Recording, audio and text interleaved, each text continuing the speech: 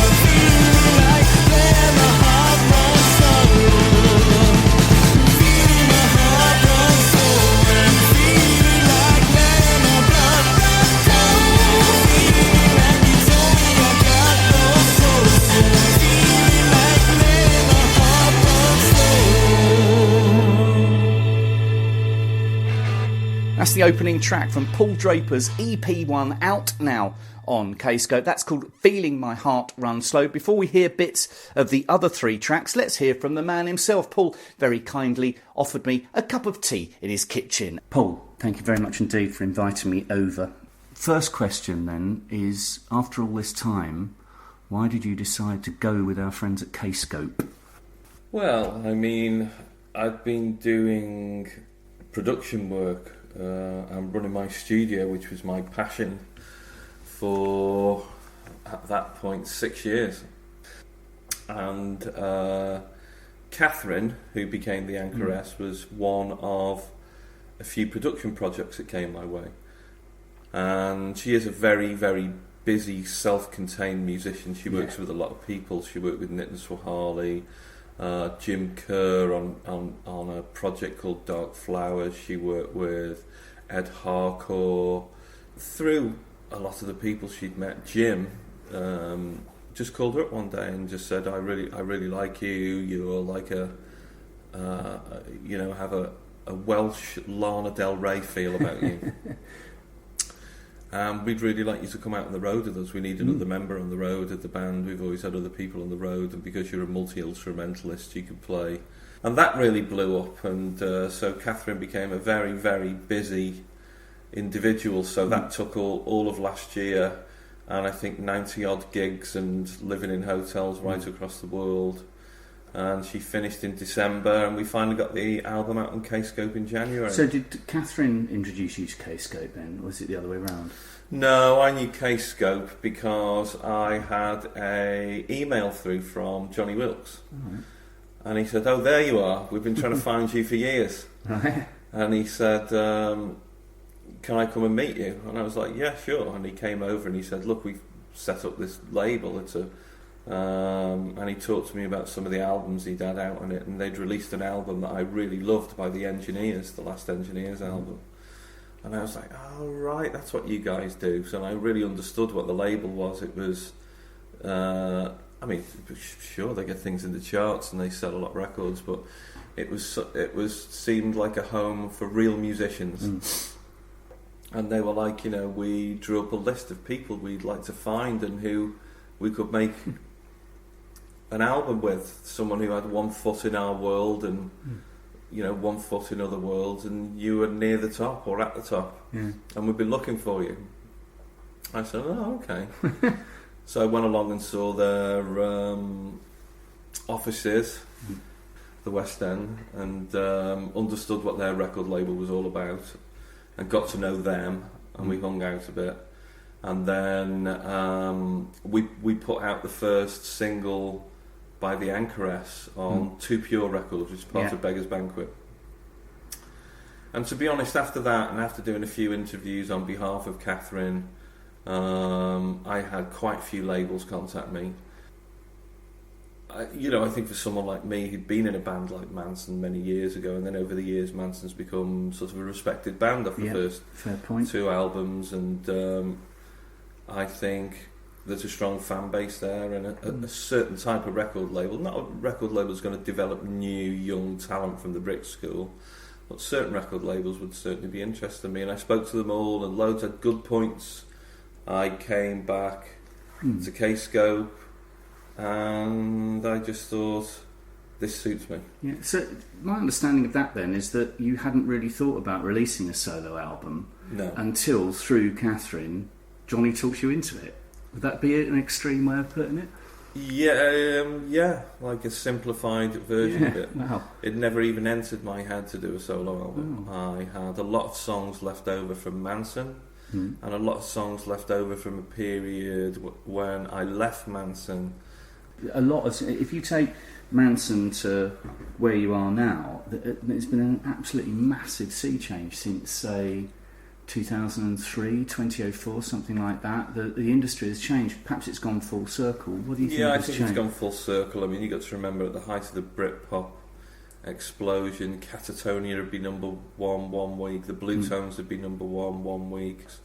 Manson's quite a dark original thing, we just happened to be around in that Britpop era. Yeah, good point. I'm happy to say we were one of all that things. It's like saying you're from the 60s and you're not a 60s band. We were a 90s band. Yeah.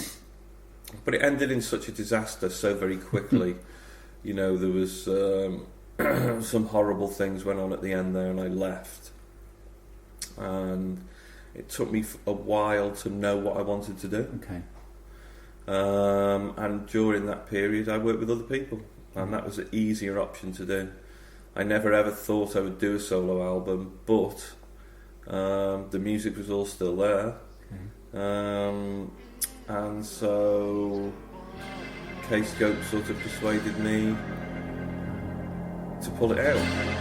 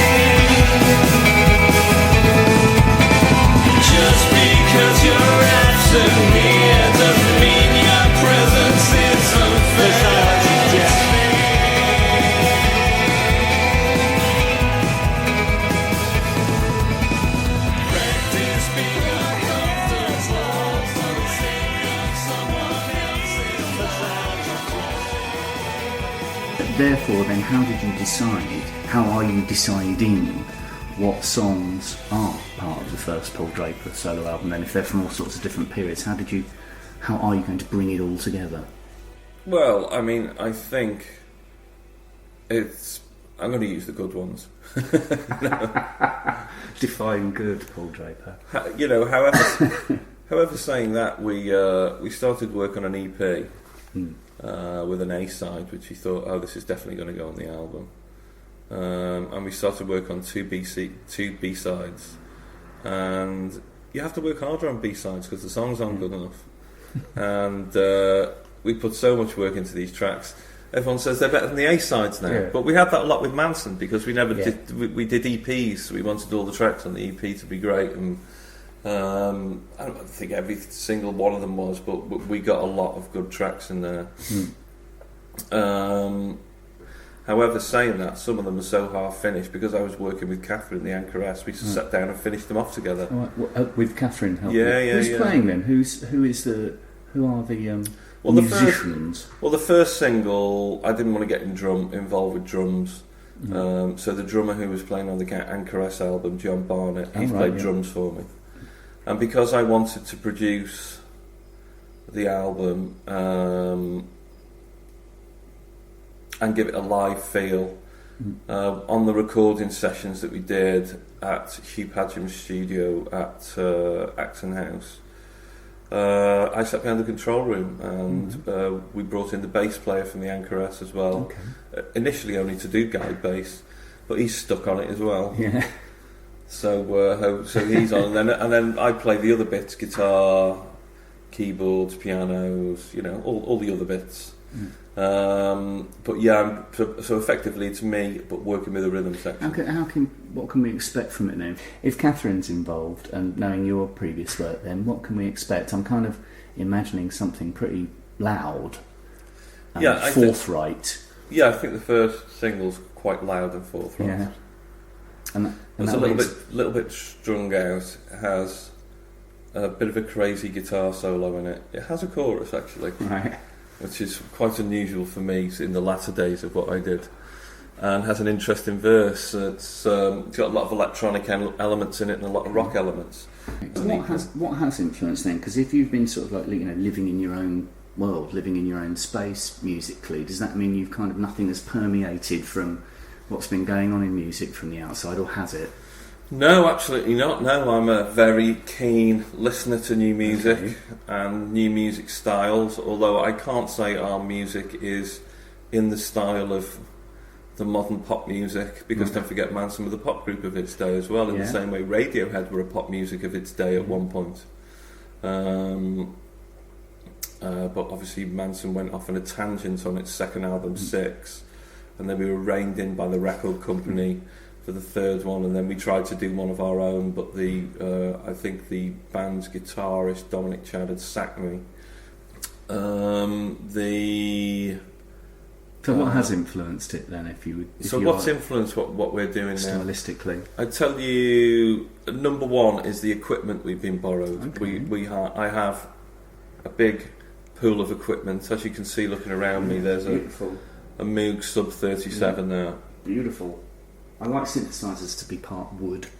Yeah, if it's got wood in it, it's good. Yeah, I think so. Yeah, I see note the Wurlitzer. We've got a Wurlitzer there, and then we've got a piano there, and then behind you over there you've got a Korg MS-20. Oh yeah. People don't actually know that this is actually my kitchen. Right. So, it's very neatly done. The Wurlitzer's a very difficult instrument to play, I think, from a keyboard's point of view.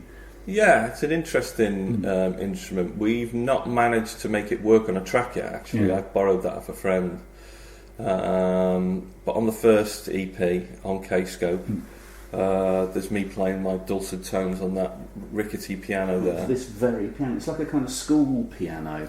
What it is, it's when I ran my production room in Acton, it was a very small room, so we bought it with a octave less. Oh, right. So they're quite sought after. Oh, right, really? But because it's not a steel frame, it's very hard to keep in tune. Right. But now I'm home. And that kind of inspires the songwriting then, depending on what you're playing on. A little bit, maybe, yeah. So we've got that on a track on the first EP of me, and that's a collaboration between me and Stephen Wilson. Stephen, I've known Stephen for a while now, and he knows I really respect his work, and he did an article in Prog magazine where he said Mansun was a really interesting band too, with progressive elements in it, and was probably very misunderstood in the Britpop world, although we did straddle both of them worlds, because I don't think we were either or, we were just our own thing. So yeah, that piano, that rickety old piano, appears on my collaboration with Steve Wilson. We did it remotely via the internet, sending elements back and forward to each other, and I think we've written a killer song together. In fact, I'm a bit worried now, because every time I play it to people say we like the other track rather than the single one that's going to the radio. So you never know, that will end up on the radio anyway. I don't know. It's so difficult to get. Well, finally, then, are you going to be able to perform it live? Are there plans in your head to take it out and promote it live? Yes, I mean, we've had streams of offers come in. Yes, that'll definitely be out live. Great. How, why and when, I don't know, but we've been offered a flood of things. We've offered a flood of festivals for this summer.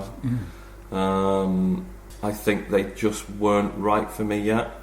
I think when we get it right and we get the album all packaged and all ready for everyone to see, I think we're just going to put it out. If it goes well, then we're going to announce some shows, but there'll be small shows, 300-400s, probably half a dozen around the country, where we'll perform the album, and we'll see how it goes.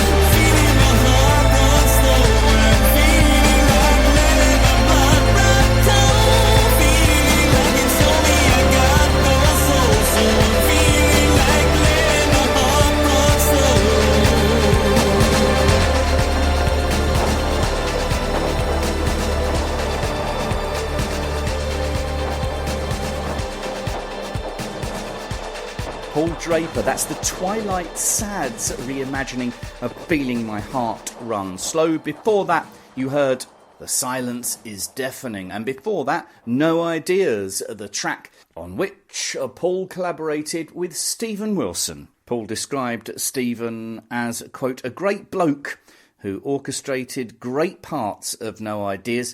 Together, we've written and crafted this track together, which has, I hope, a chunk of my dark sense of humour. Paul Draper then, EP1 out now, and of course Paul very much a part of the Anchoress album, which is out now on Kscope. It's called Confessions of a Romance Novelist, and this is the new single from the Anchoress. This is called Doesn't Kill You. You can watch the video for this track on Gigwise's website or kscopemusic.com, featuring Charlie Gilmore, the son of David Gilmour.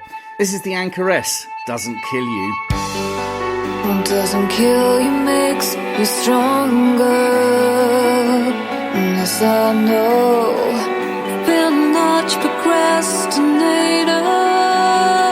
That's all I know. It's my narcissist's behavior. I don't care what you think about me. Let my ego drift away from me. Forget about me. 'Cause what doesn't kill you will make you stronger. I like to suffer. I don't care any longer.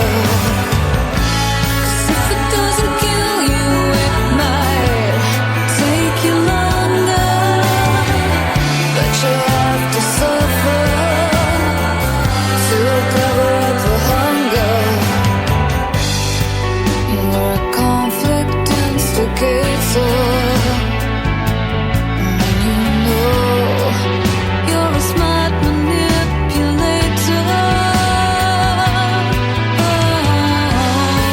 You screw my cognitive behavior. It saves me from my own intentions. Let my ego dissipate from me. What's left is me. 'Cause what doesn't kill you will make you stronger. I have to suffer. I don't care any longer. 'Cause if it doesn't kill you, it might take you longer. But you have to suffer to cover up the hunger. So if I gave the wrong impression, well, I guess that was always my intention. But now I know it's just a paranoid invention that saves me from my own intentions. Let my ego dissipate from me. What's left is me. 'Cause what doesn't kill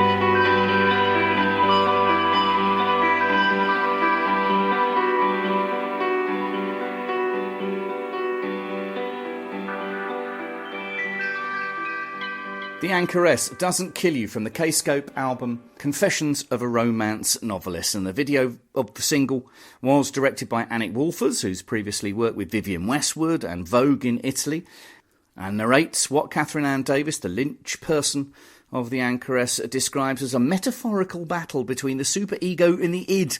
Features, as I said, Charlie Gilmore, son of David Gilmour, as her androgynous alter ego in this Bowie-inspired short film, styled by costume designer Natasha Laws. And you can see the Anchoress and band on the 15th of June at Bush Hall in London, performing the album in its entirety. On the 9th of July, Catherine and band play the Eden Project in Cornwall, supporting the Manic Street Preachers. On the 15th of July, she'll be at Latitude Festival in Suffolk, CCA in Glasgow on the 5th of August, and the day after in Edinburgh at Summerhall on the 6th of August, supporting Catherine Joseph. The Anchoress Doesn't Kill You. Now, the Pineapple Thief have premiered their first track from their new album, Your Wilderness. The Pineapple Thief's new album, Your Wilderness, is due for release on the 12th of August, the 19th of August in France. Check this out. This is No Man's Land.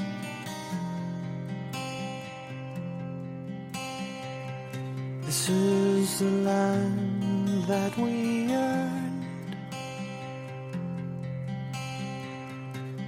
dressed in colors we were burned. But did I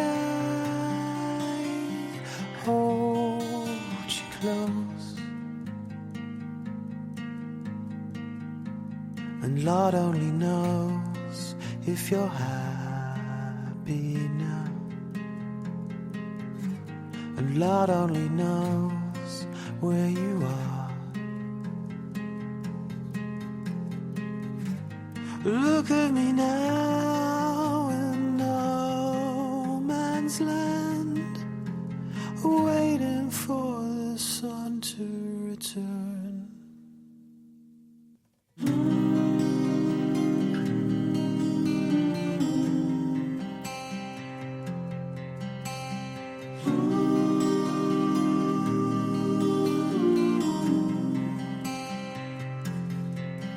The light takes a wayward turn